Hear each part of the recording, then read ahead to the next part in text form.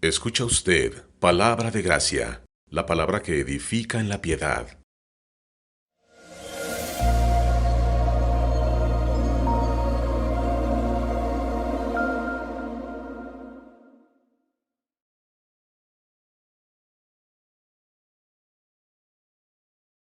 Texto que dice, la ley de Jehová es perfecta, que convierte el alma. El testimonio de Jehová es fiel, que hace sabio al sencillo. Oremos. Padre, te damos gracias, Señor, por este tiempo. Señor, yo te doy gracias por ver este grupo, Señor, de hermanas y una iglesia participando, Señor, en este gran proyecto que, Padre, ciertamente en ocasiones a nuestros ojos parece pequeño, Señor, pero que tú, Señor, a través de hombres y personas pequeñas, Padre, te complaces en hacer grandes y maravillosas obras. Padre, usa esta sencilla lección para animar a estas hermanas y a todos aquellos que participan de este proyecto a continuar, sabiendo, Señor, que tu gracia no destruye la naturaleza, sino que la perfecciona. Señor, en el nombre de Jesús pedimos esto y pido que me des gracia, que me des sabiduría para hablar, y sobre todo claridad y sencillez, Señor. En el nombre de Jesús lo pedimos. Amén. Solo tengo algo que aclarar de lo que dijo el hermano en la presentación. No tengo mucha experiencia en la escuela clásica. Sí tenemos ya casi 6 años estudiando del tema, pero yo creo que se necesita al menos una vida entera para entender bien esto de la escuela clásica. Así que como ustedes, nosotros también estamos aprendiendo todavía qué es la escuela clásica y demás.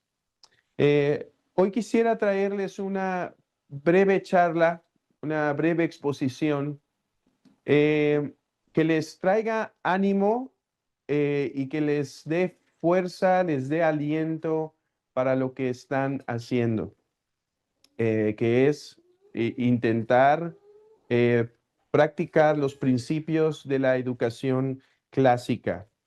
Y lo quiero hacer a través de eh, explicar esta frase. Yo regularmente cuando predico en la iglesia no uso frases rimbombantes ni en latín ni en griego regularmente, pero estamos en una escuela clásica y el latín no puede faltar.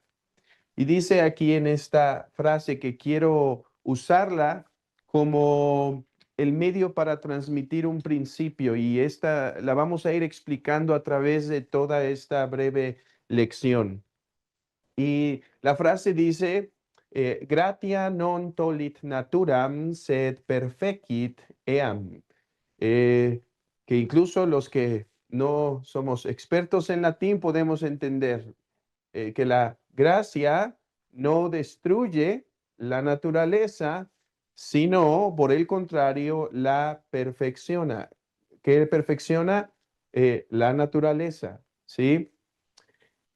Ese es el principio que quiero explicar esta mañana, que la gracia no eh, destruye la naturaleza, sino la perfecciona.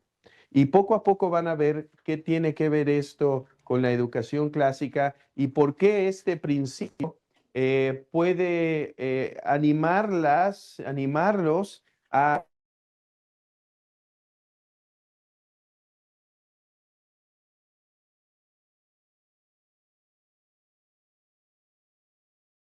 en lo que están haciendo, por qué perfeccionar en ciertos elementos, por qué avanzar en ellos.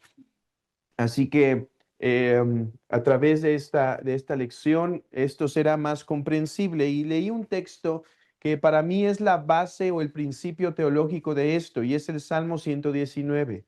Porque en el Salmo 119 empezamos alabando la creación de Dios y después la gracia de Dios, para demostrarnos que la naturaleza, lo que Dios creó en la naturaleza no está contrario a la gracia, no son opuestas, sino están en una perfecta armonía. Pero antes de continuar, para poder explicar este principio, déjenme definir qué es la educación clásica, porque hoy quiero animarlas a que continúen haciendo educación clásica y quiero a través de este principio, pero ¿qué es la educación clásica? Bueno, si han empezado a investigar ya sobre el tema de la educación clásica, se pueden dar cuenta que hay tantas definiciones como autores.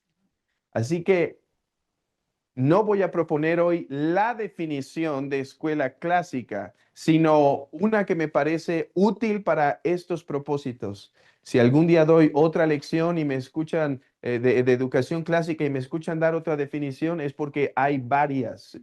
Hoy me es útil esta para este propósito.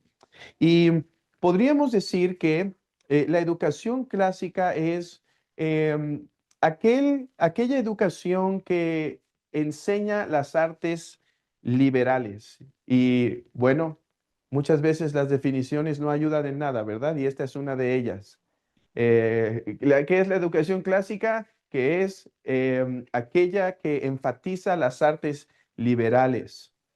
Bueno, entonces ahora tenemos que definir qué son las artes liberales.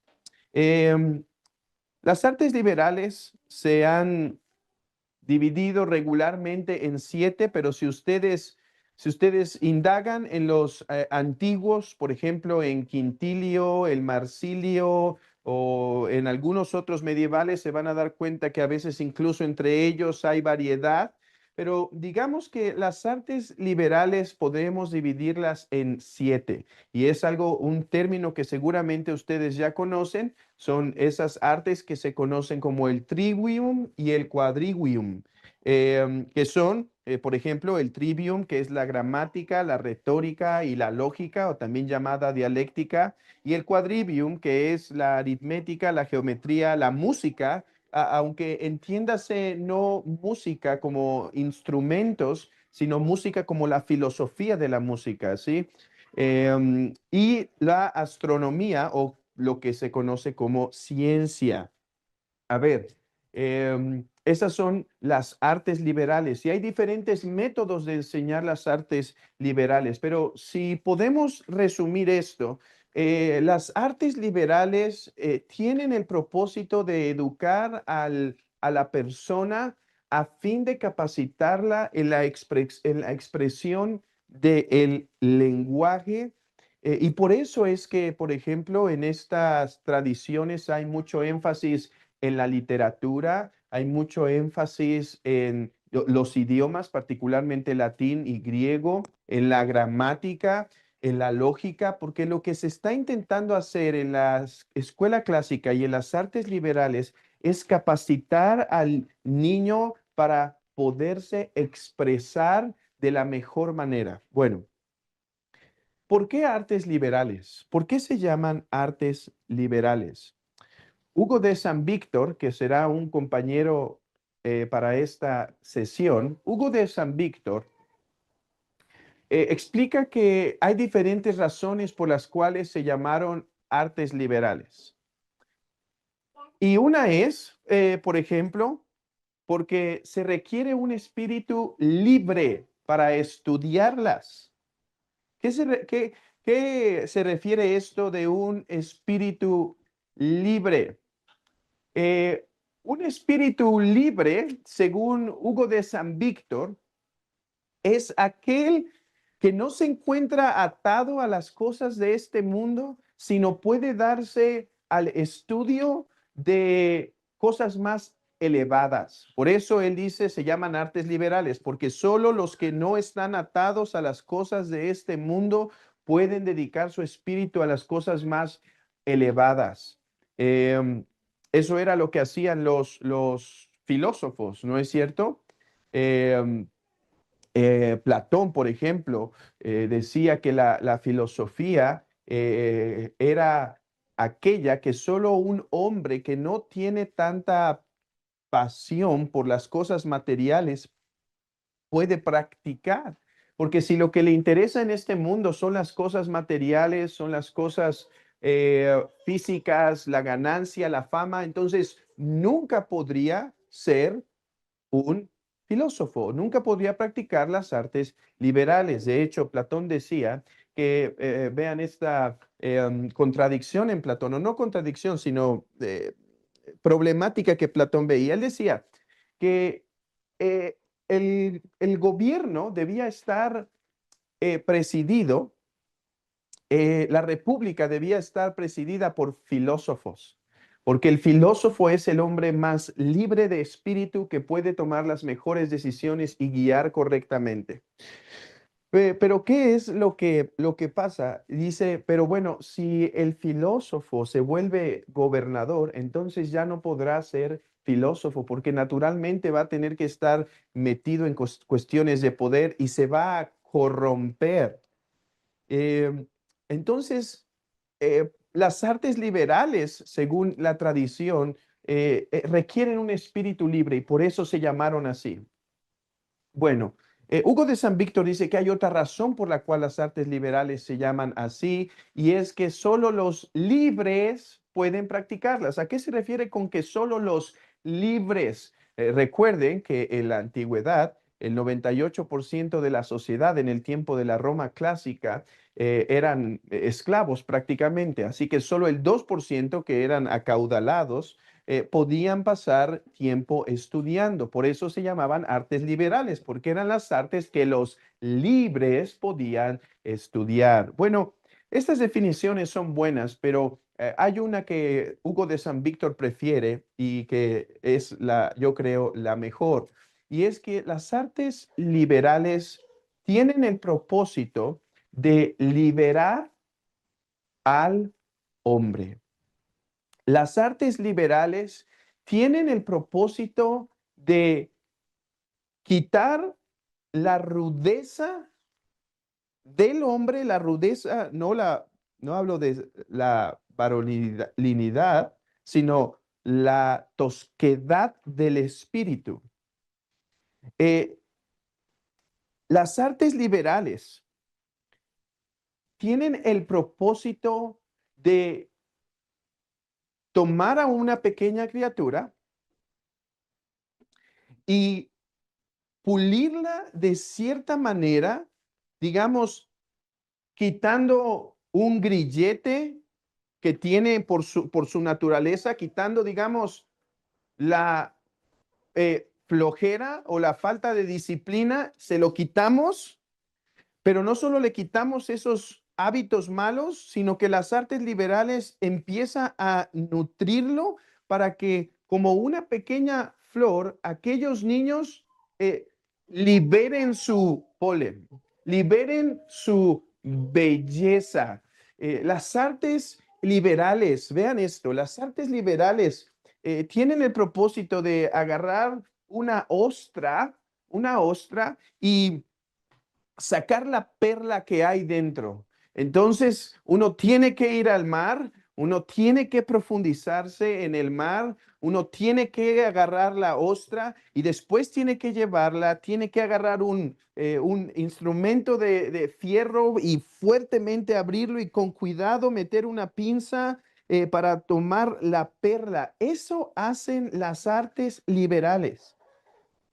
Ese es el propósito de la escuela clásica. Eso es lo que ustedes no deben perder de vista en lo que están haciendo con esta escuela de la tradición clásica, que, que el propósito es liberar, eh, liberar y no solo liberar, sino potenciar, potenciar las capacidades de los niños para que florezcan como verdaderos seres humanos. Hermanos, lo que nosotros estamos viendo en la educación normal, en la educación natural, es una educación en donde están deformando al hombre. Y yo les quiero recomendar una literatura que para mí es de las más importantes para entender la esencia de la escuela clásica. Si ya lo leyeron, qué bueno. Yo lo he leído 3 veces y lo quiero volver a leer porque es conciso, sencillo, y es el tratado de C.S. Lewis sobre la abolición del hombre. En ese libro, C.S. Lewis demuestra cómo la educación de nuestros días está intentando hacer hombres, personas que se comporten más como animales que como seres humanos. Hermanos, y creo que no tengo que dar muchos argumentos para demostrar esto. Las artes liberales buscan lo contrario. Vean esto, las artes liberales, como dice Hugo de San Víctor, déjenme decirles quién es este famoso Hugo de San Víctor porque les voy a recomendar un libro de él que es una fuente básica para la educación clásica, que nosotros en nuestro pequeño grupo que tenemos, además de juntarnos cada mes, en donde compartimos ciertas cosas, cantamos cosas en latín y, bueno, diferentes cosas, nos reunimos cada 15 días por Zoom y estamos estudiando diferentes libros de la tradición clásica. Ahorita estamos leyendo este libro de Hugo de San Víctor. Hugo de San Víctor fue un hombre medieval que vivió en el siglo XI. Este hombre él pertenece a lo que se llama de la tradición de, no es un monje tal cual, pero parece como un monje, pertenece a la tradición de los canons, así, canon, es un canonista, podría ser llamado quizá, y él lo que hace es que no es 100% monje, pero vive como monje. No obstante, él está enfocado en la educación de los demás. Entonces, él escribe un libro que hay diferentes formas de pronunciarlo, diferente, depende de qué tradición siga uno en la pronunciación del griego, pero podríamos llamarlo como el didascalicon, o sea, sobre el estudio del leer. Y en ese libro él expone su teoría de lo que son las artes liberales. Bueno, este amigo, Hugo de San Víctor, em, dice lo siguiente sobre el propósito de las artes liberales. Escuchen, es restaurar la imagen de Dios. Las artes liberales, la educación clásica, déjenme ponerlo más abruptamente, la gramática, la retórica, la lógica, los libros clásicos, la literatura buena, el ejercicio, porque sí, saben, el ejercicio es parte de la escuela clásica. Saben que en el tiempo de Grecia, los tiempos griegos, ustedes han escuchado de la lucha grecorromana. Bueno, eso se da justamente en el tiempo del desarrollo clásico, porque en el ejercicio uno no solo va a tener cuidado de su cuerpo, sino que además en el ejercicio uno va a aprender ciertas disciplinas de coraje, de ser resiliente, de ser constante y demás. Muchas cosas que son importantes para el carácter del hombre, porque el propósito de las artes liberales es formar al hombre, recuperar aquello que se destruyó en la caída, es recuperarlo, es hermosearlo. Repito, dice Hugo de San Víctor, el propósito de la escuela clásica, ahora cito literalmente, es la restauración de la imagen de Dios. Déjenme citar estas otras palabras que van en armonía, aunque un poco más complejas, pero después las explico. Él dice, el proceso unitario es el perfeccionamiento intencional de las artes intelectuales y auxiliadas por la gracia. Vean esto, dice, tenemos delante de nosotros pequeñas personitas, nuestros hijos, y estos han sido afectados severamente por la caída. El propósito de la escuela clásica, así que ya no son perlas simplemente que están ahí a la orilla de la arena. Ahora son perlas en medio, en una ostra horrible, apestosa, y hay que ir por ella y abrirlo. O sea, hoy en día ya no solo es informar la mente, las artes liberales deben pulir, deben limpiar. Y, y ese es el propósito de la educación clásica. Ese es, en todo este tiempo, lo que he intentado decirles es, ¿qué es la educación clásica? Es la restauración de la imagen de Dios. Vean esto. Eh, Usando la metáfora de C.S. Lewis, dice Lewis, es volver a ser al hombre, hombre, porque hoy nos están intentando hacer animales. A través de tecnología, a través de cuentos, a través de otras cosas, nos están intentando eh, destruir más la imagen de Dios.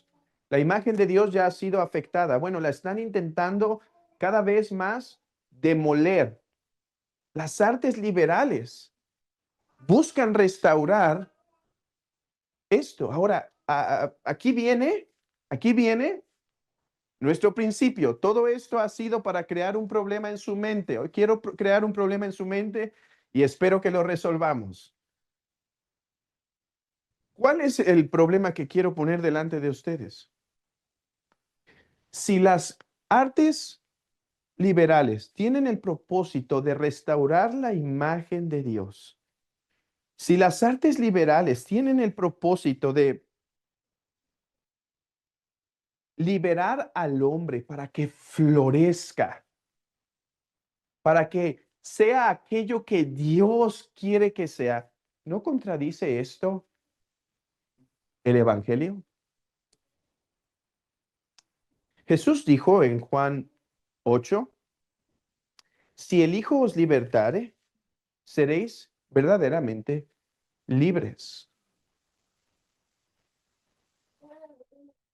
Si a través de nuestra educación clásica estamos intentando liberar al hombre,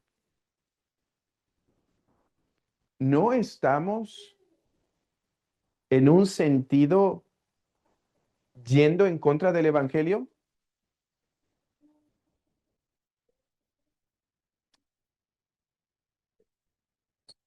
Este principio es el que nos puede ayudar a entender por qué no, o es el resumen de la explicación de por qué no las artes liberales están en contra de la gracia de Dios. A ver, Hugo de San Víctor, ese medieval, hay muchos mitos a lo largo de la historia medieval, le llaman la Edad Oscura. Bueno, si quieren, les puedo recomendar algunos libros que demuestran que la Edad medieval fue la edad de más luz, al menos más luz que la que nosotros vivimos hoy en día. Bueno, Hugo de San Víctor sí creía en la caída del hombre, sí creía que el hombre estaba corrompido, sí creía que el pecado había afectado todas sus facultades, todas sus facultades. Aunque hay diferentes formas de resumir las facultades, o sea, hay algunos que dicen que tenemos hasta 7 facultades. Digamos que hay 3 principales, ¿sí? Que es el intelecto, afectos y voluntad. Vean esto.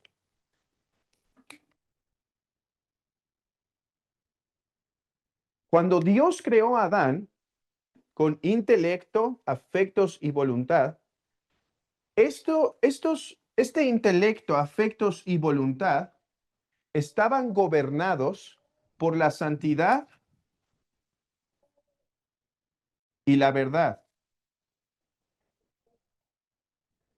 Cuando pasó la caída, ¿qué es lo que se destruyó?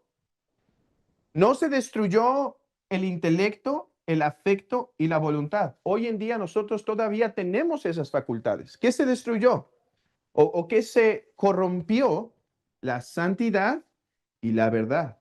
Por eso dice Efesios 4 que ahora somos creados en el nuevo hombre según la santidad y la verdad. Ahora en Cristo somos eso. Bueno, Hugo de San Víctor creía que nuestro intelecto, nuestros afectos y nuestra voluntad estaban gravemente corrompidos por el pecado. Ya no nos dirige la santidad y la verdad. Ahora estos tres están gobernados por el pecado. Por eso dice Pablo que nuestro entendimiento está corrompido. Por eso nuestros afectos no se gozan de las cosas santas. Por eso nuestra voluntad no puede elegir lo bueno incluso cuando sabe que es lo bueno, porque ahora nuestras facultades se encuentran afectadas por el pecado. ¿Es una emergencia o...? Ah, ok.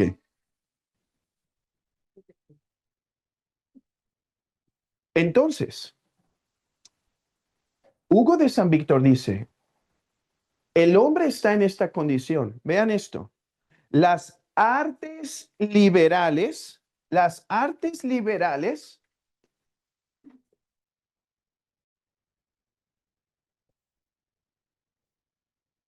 Las artes liberales buscan restaurar estas facultades según el, vamos a llamarlo otra frase en latín, el imago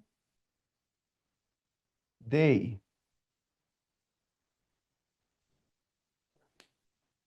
Las artes liberales buscan, por lo tanto, restaurar el imago Dei. Y vuelvo a la pregunta, pero ¿no es solo la gracia la que puede restaurar la imagen de Dios? ¿No estamos incluso con nuestra educación clásica yendo un poco en contra de la verdad del Evangelio que solo el Hijo nos puede hacer libres? ¿No estamos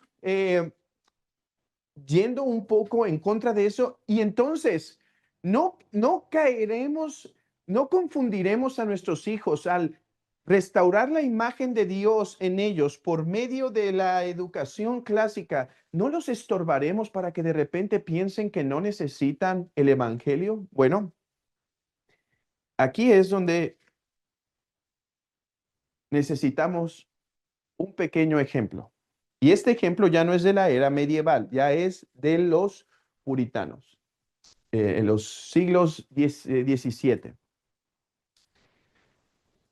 Y creo que este es el punto que puede nuevamente hacer clara esta frase de gratia non tollit naturam sed perfecit eam. Los puritanos enseñaron una doctrina que se llama eh, la preparación para la gracia. Muchos teólogos puritanos hablaron de esto. Ellos decían, y vean que ustedes lo practican, aunque no sabían el nombre, pero lo practican. ¿Cómo tratamos a nuestros hijos? No somos presbiterianos que creemos que están en el pacto. No somos católicos romanos, bueno, no somos romanos que creen que con el mero hecho de establecer agua, la gracia se infunde. Nosotros somos aquellos que creen que solo por la gracia de Dios regeneradora, como recuerdan en Juan, en Hechos 17, que Dios abrió el corazón de Lidia. Nosotros creemos que esta es una obra salvadora de Dios.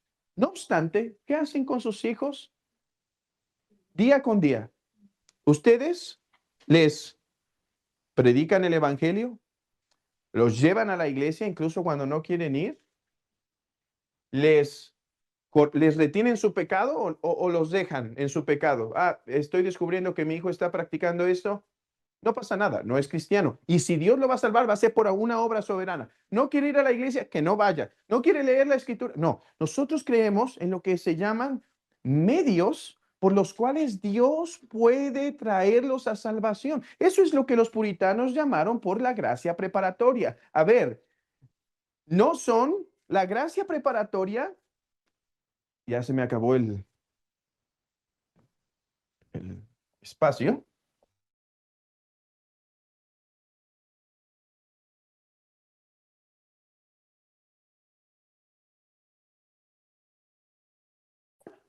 Para que Dios salve a mi hijo. Ah, si, si le leo las escrituras, si le leo mucho del pecado, si le leo de los 10 mandamientos, entonces esa es la receta mágica para que él salve. No, déjenme decir, ¿qué es la gracia preparatoria? Espero que me salga mi dibujo porque soy el peor artista, pero esta es la gracia preparatoria.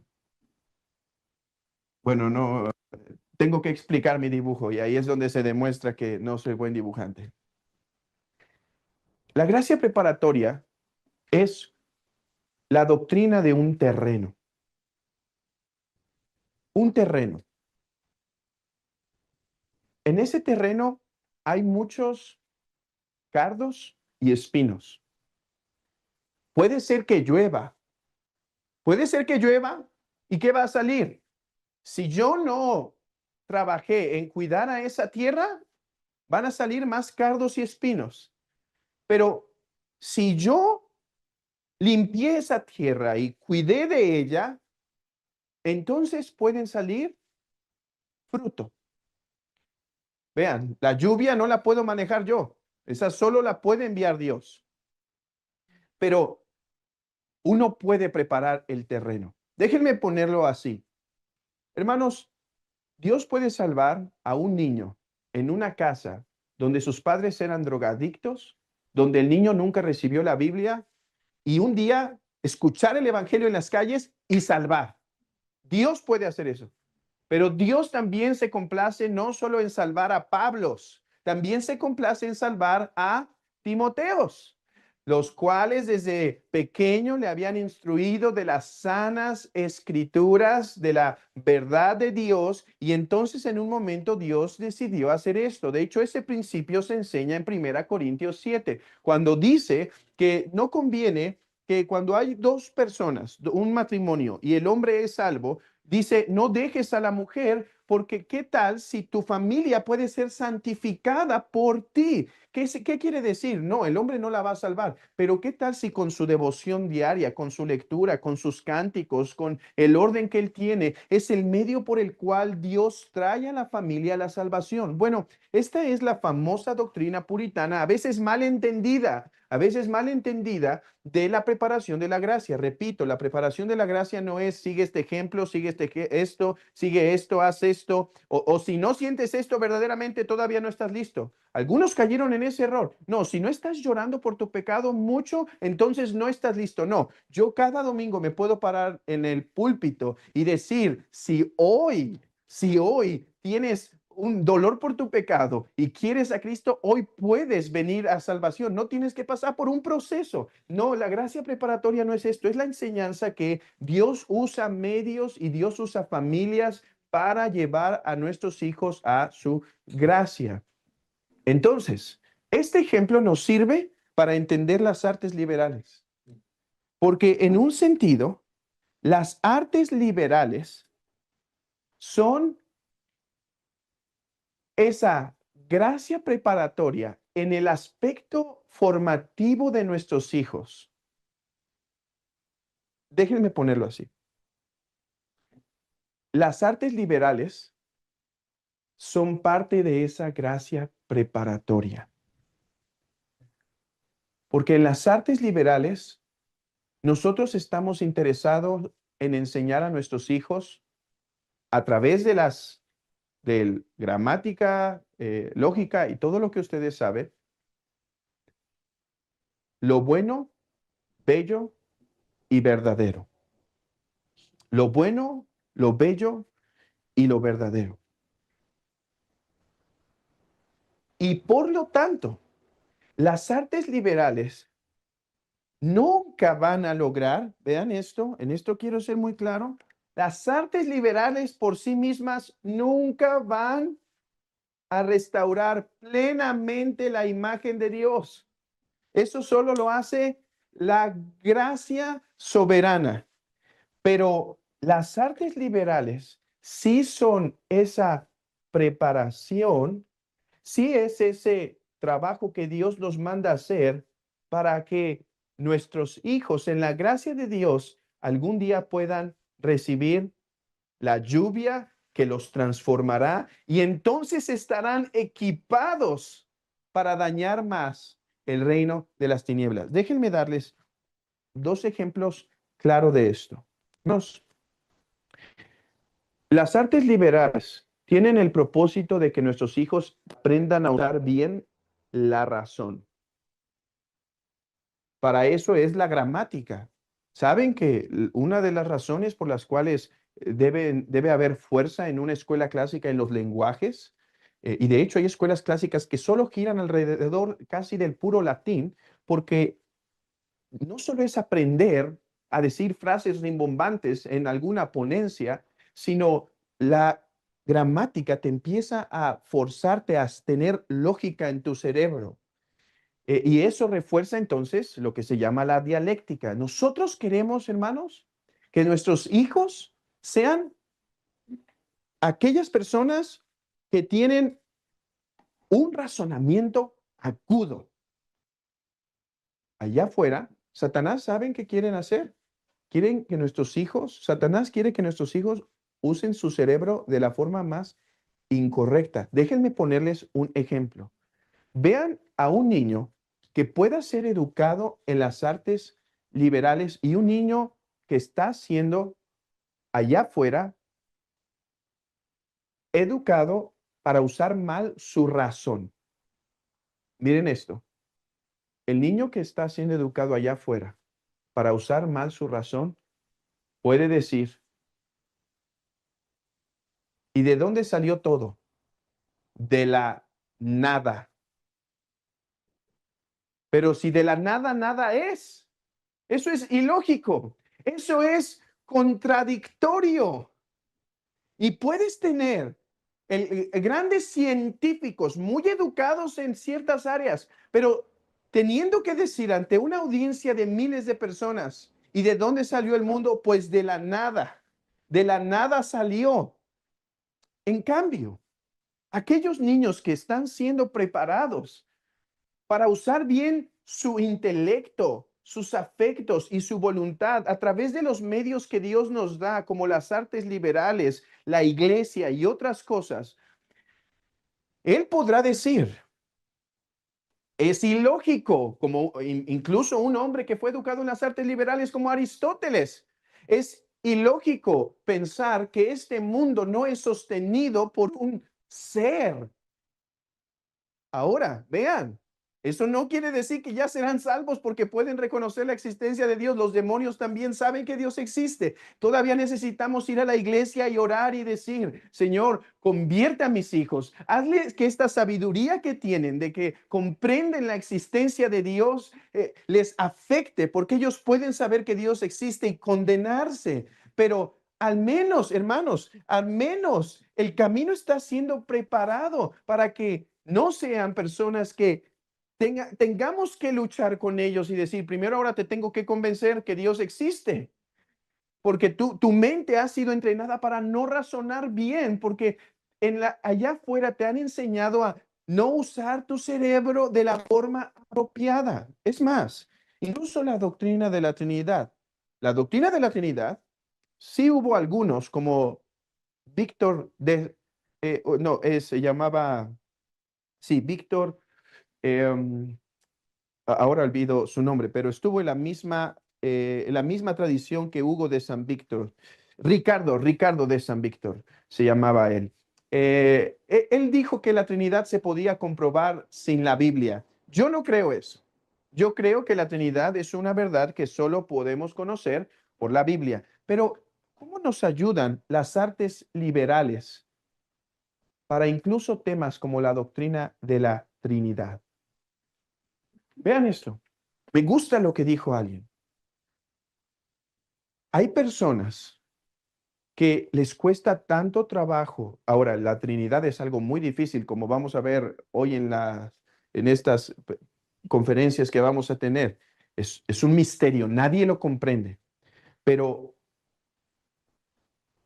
las artes liberales, dijo alguien esto, le dan las herramientas a los hombres, le dan las herramientas a los hombres para que cuando escuchen la Trinidad, las personas tengan los brazos abiertos y digan, claro, es un misterio, pero no hay nada ilógico, no hay nada contradictorio, no hay nada erróneo, es lógico.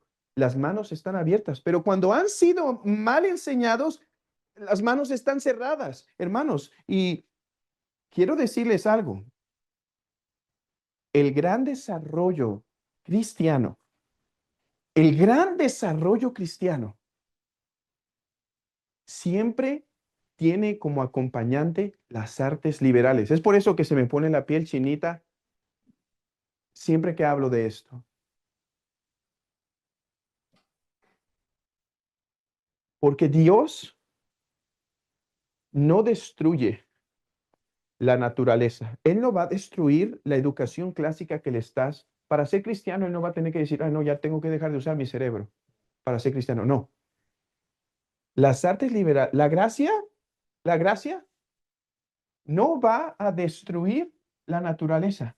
La gracia va a perfeccionar la naturaleza. Como decía, el niño podrá decir, lógicamente entiendo que Dios existe, pero ahora la gracia, lo que ya entiende en la naturaleza, lo que él ya entiende naturalmente, él ya entiende naturalmente, Dios existe, porque hay preciosos silogismos para comprender que Dios existe.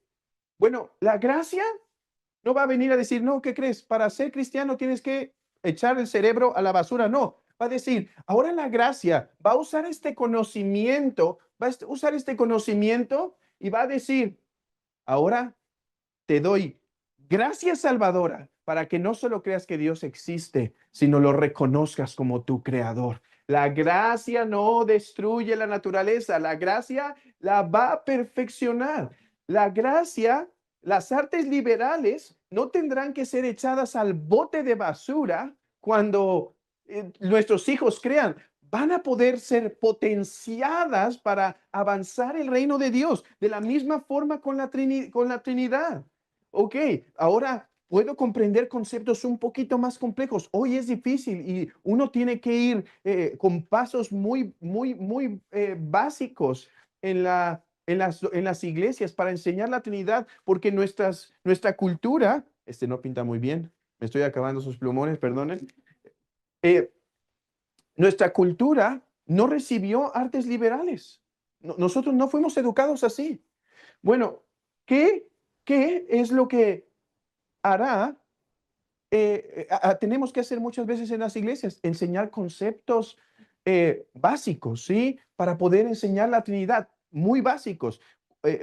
Si pueden conseguir esto, de hecho está gratis en internet. Hay unas oraciones por un tal Gregorio Nacianceno, se llama sus 5 oraciones teológicas. Es impresionante que esas 5 oraciones teológicas, él las dio en sermones en su iglesia. Y créanme que no son nada fáciles sus oraciones teológicas, pero muchos de su audiencia tenían una educación de artes liberales. Bueno, lo que enseñemos en artes liberales, la gracia, cuando hablemos de la Trinidad, cuando hablemos de la encarnación, cuando hablemos de cualquier doctrina, no vendrá a destruir eso que ya enseñamos, sino que los habrá capacitado para entenderlo un poco mejor, hermanos. Es por eso que nosotros vemos desde el principio a los cristianos hablando de las artes liberales. Por ejemplo, Basilio de Cesarea. Basilio de Cesarea, en el año 300 y 400 vivió él. Él tiene un pequeño manual donde habla de las artes liberales. Eh, ¿Y qué libros y cómo los cristianos deben acercarse a ciertos materiales? Agustín de Hipona también tiene un tratado que se llama De Doctrina Cristiana y es interesante que explica cómo es que los hombres deberían tener cierto entrenamiento en las artes liberales. Hermanos, hay un autor y este libro creo que solo está en inglés, pero déjenme darles el resumen de este libro. Ella se llama Marcia Kolish. Y dice, el libro se titula Fundamentos medievales de la tradición intelectual occidental. Vean esto, Fundamentos medievales de la tradición intelectual occidental del 400 al 1400. Ella lo que trata en ese libro es lo siguiente. ¿Qué, qué es lo que produjo en la tradición occidental como Agustín de Hipona? ¿Qué es lo que produjo después en el siglo IX y X, lo que se llamó el Renacimiento carolingio? ¿Qué es lo que produjo el gran despertar filosófico y teológico del siglo XI y el siglo XII? Lo que Marcia Kolish en este libro demuestra es que algo que acompañó a los cristianos en todo este tiempo fue las artes liberales. ¿Por qué tenemos en la Edad Media el credo niceno que vamos a estar revisando en la Edad Media con los grandes hombres y después incluso en el protestantismo y en el postprotestantismo? ¿Por qué tenemos un desarrollo intelectual en la doctrina cristiana tan preciso, tan hermoso? Hermanos, porque la gracia no viene a destruir la naturaleza, sino que la perfecciona. Y toda la educación que ellos recibieron fue utilizada por Dios, para avanzar su reino.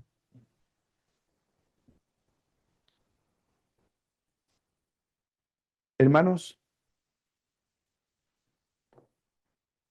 ¿qué si la próxima generación vuelve a tener algunos, algunos teólogos?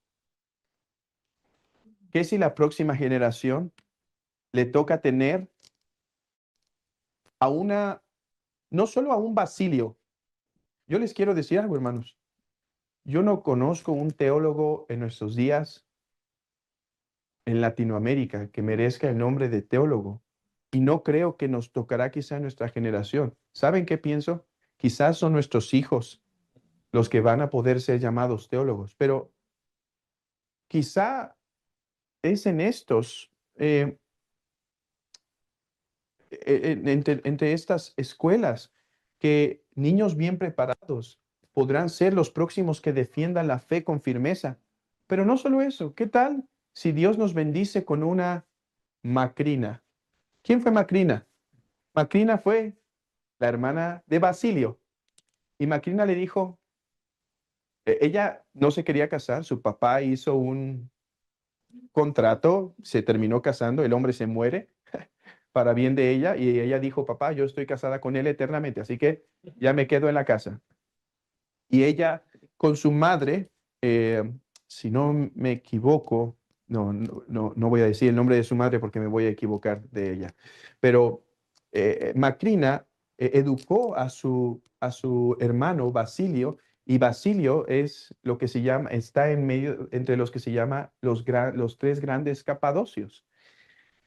O hermanos, que a lo mejor entre nosotros está aquella próxima mamá que va a ser la educadora de un gran hombre o de una gran mujer, pero ¿y si no? ¿Qué si pueden ser esos ciudadanos que levanten nuevamente nuestra sociedad?